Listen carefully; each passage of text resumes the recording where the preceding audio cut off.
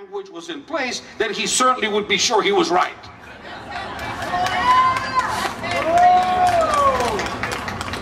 You go figure.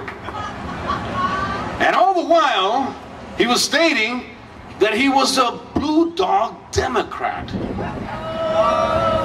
The Blue Dog Democrat. Okay.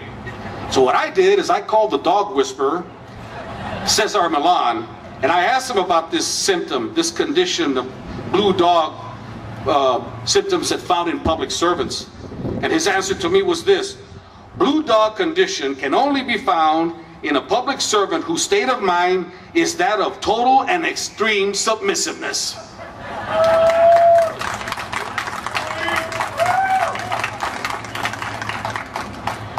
Henry Cuellar, with Scooby Snack in hand, claimed that the reason for his vote in favor of the bill was because his district accounted for a large majority of uninsured. So if the administration could just commit to, say, maybe 4 or 5 million, then he was in like Flynn. Then the administration got really generous and included a one-night stand by none other than Nancy Pelosi herself.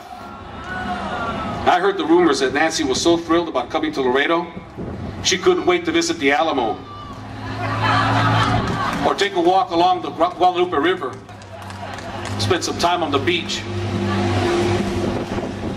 You see, Henry Cuellar is not a good leader. He is a good follower. What this district needs isn't more government handouts for the masses of uninsured, but more jobs. The people want to work. We want to work. Any fool can see that. We don't need to be classified and ridiculed before the rest of the country as a third world district of lazy, unemployed, uninsured, and uneducated Mexicans and Mexican Americans sitting in the shade of some cactus tree, waiting for a handout. It was bad enough when the entire nation laughed at us for being the largest city without a bookstore. A good leader can easily see that what we want is more jobs, and then goes out and finds them, or creates them. A good leader tells his district that we must all work together to turn things around so that all our families can prosper and lead productive lives. A good leader that can isolate the problems that plague our educational system, then rolls up his sleeves and stays after school to talk to the teachers and the parents to make a lasting impression on the children, giving them some hope that one day they too can attend, at the very least, a technical school, some small college or university. A leader who doesn't run and hide from the people with real questions and concerns, who only makes appearances before carefully planned events where the guests are hand-picked and the questions are well scripted. I can go on and on. I guess we all can. But the bottom line is this: Henry Cuellar has shown that he cannot lead, but only follow.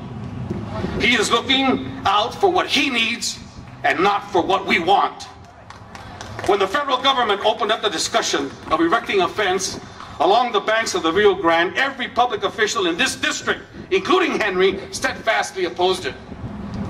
Then several months later, turned around and erected their own little fence around San Agustin Plaza so that Jean Belmares and the guests of La Posada Hotel weren't forced to have to see the undesirables.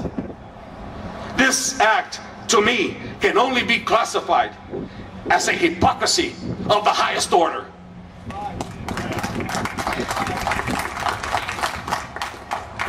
Now this might bear some bearing and it might not, but I quite frankly don't give a damn what you think or what anyone might think about me.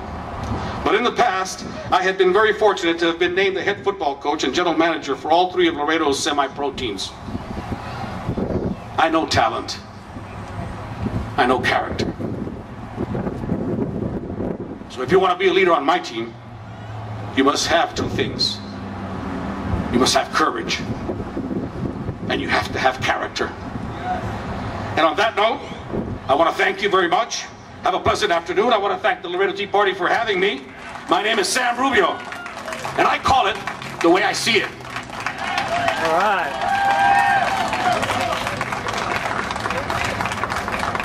Well, yes, I agree.